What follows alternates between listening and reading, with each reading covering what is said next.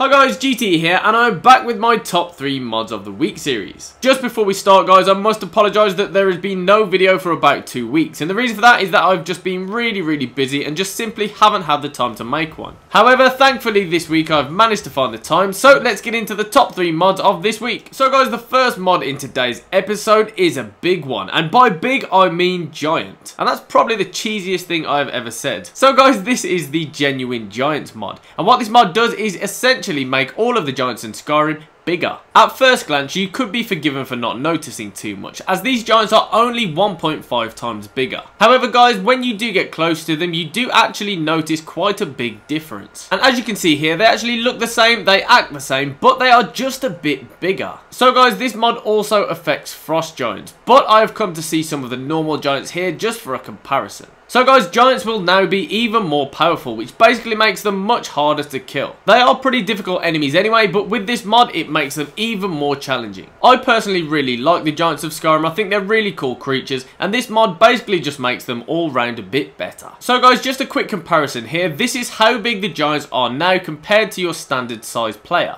And as mentioned guys, at first glance you really can't tell too much difference, but when you stand your player directly next to one like this, you really can see that the giant is a lot bigger. As always guys, if you do want to download this mod for yourself, the link will be in the description. So guys, second up in the list today is one of my favourite mods in the entire game. This is only a very small mod, but it's one that I personally love, and it is the Breeze Home Cellar mod. So guys, for this mod you must own the Breeze Home, which is the house that you can buy in Whiterun. And once you come inside your main front door, you need to head past the fire here and go to underneath the stairs. And underneath these stairs you will notice a trapdoor that wasn't there before called Breezeview Cellar. And this is basically a really cool little cellar that has been put into the Breeze Home. And first impressions when you come down the trapdoor is that this little room is absolutely jam-packed full of stuff. So let's take a look at what exactly is in this cellar. Now first of all, you'll notice that there is loads and loads of weapon plaques all over the walls. There's some over here, some by the trapdoor, and also some over here. These can all be filled with the weapons that you find on your travels, and some of them are even able to hold shields. There's also lots and lots of weapon racks here, so you can actually hang your weapons up, like so.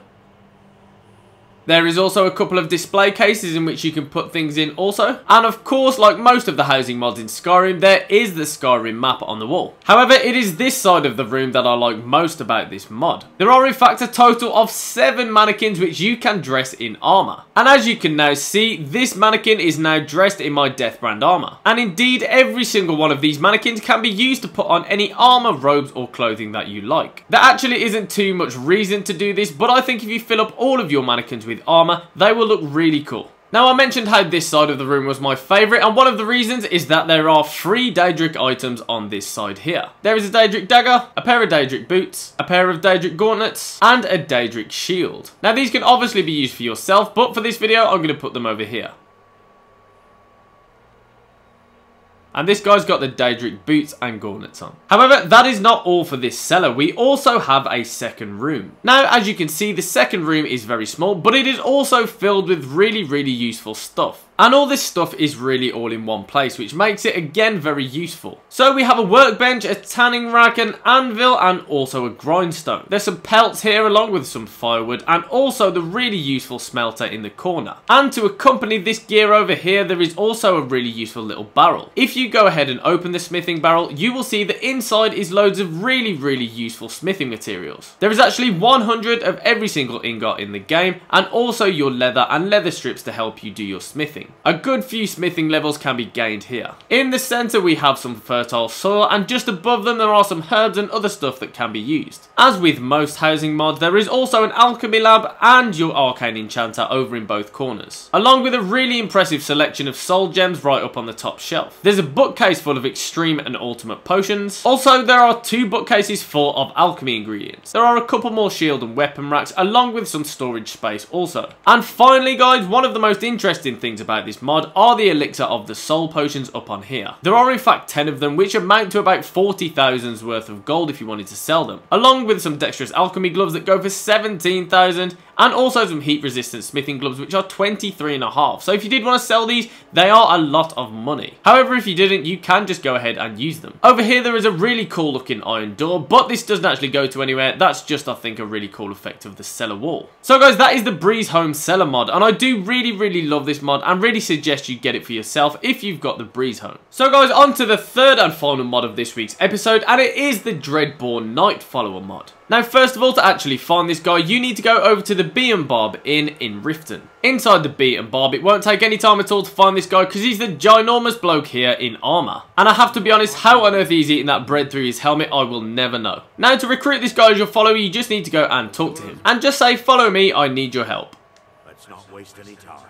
And as you just heard, guys, this is in fact a fully voiced follower. He has a full array of speech and can basically say loads and loads of things, which for a mod I personally think is a really interesting feature. Now, just before we actually go and look at the features of the Dreadboard Knight, we're going to take a look at how absolutely huge this guy is. As you can see here, guys, my character and the Dreadboard Knight side by side, he is much bigger than myself. Now, this guy is also pretty much a beast in combat too. He's not just a big guy to look at. And just before we go, I just want to point out this woman here that seems to have morphed into the sideboard. So guys, if you choose to keep this guy as your follower for a good amount of time, he will actually level up with you and get stronger. He does have the 4 standard commands that most followers have in the game, so he's no different in that sense. So guys, in the modder's notes of this mod, it's basically described as being better than Lydia in every way. And having used this guy for quite some time, he is massively better than Lydia in every way. He also has really cool armor and weapons, as you can see here. So I think it's about time I put these lethal weapons away and let the Dreadboard Knight go and do some fighting for himself. So guys, with the Dreadboard Knight at my heels, it seems only fitting to go back over to the giants and see what they're made of.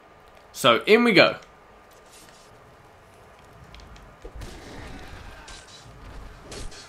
So as you can see, the Dreadboard Knight takes over before I damage this guy with my fists. As you can see already, just from a few hits, he's actually taken quite a big bit of health from the giant. So as you can see there, he does get staggered slightly, but comes straight back up. As most Skyrim players know, when you get hit by a giant, you tend to go flying into the air, but not this guy. So here at the top, you can see the Dreadboard Knight's overall health, which is still looking pretty good. And as you can see, guys, he has just killed the giant, and his overall health was still pretty good. And not to forget, these giants are bigger and stronger than before, as I'm using the Genuine Giants mod. So guys, basically the Dreadboard Knight is pretty much a beast, and he's willing to take on any fight thrown at him. So this guy really is very useful for many situations within Skyrim. Whether you're completing a quest or just fighting a difficult opponent, he's a really good guy to have by your side. Also, the Dreadboard Knight cannot actually die. If he does indeed go down to 0 health, he just gets down for a few seconds and then regains his health and joins the fight again. And that obviously, guys, is a really useful thing to have because it is so annoying, as I'm sure you can appreciate, when your follower dies. So guys, that was episode 10 of my top 3 mods of the week series, and I must really say thank you to all of the people that are checking back in even after 2 weeks off. If you're not already a subscriber, guys, go ahead and hit subscribe to stay tuned for next week's episode and also every video in between. Aside from that, guys, thank you all very much for watching, and hopefully I will see you back here soon.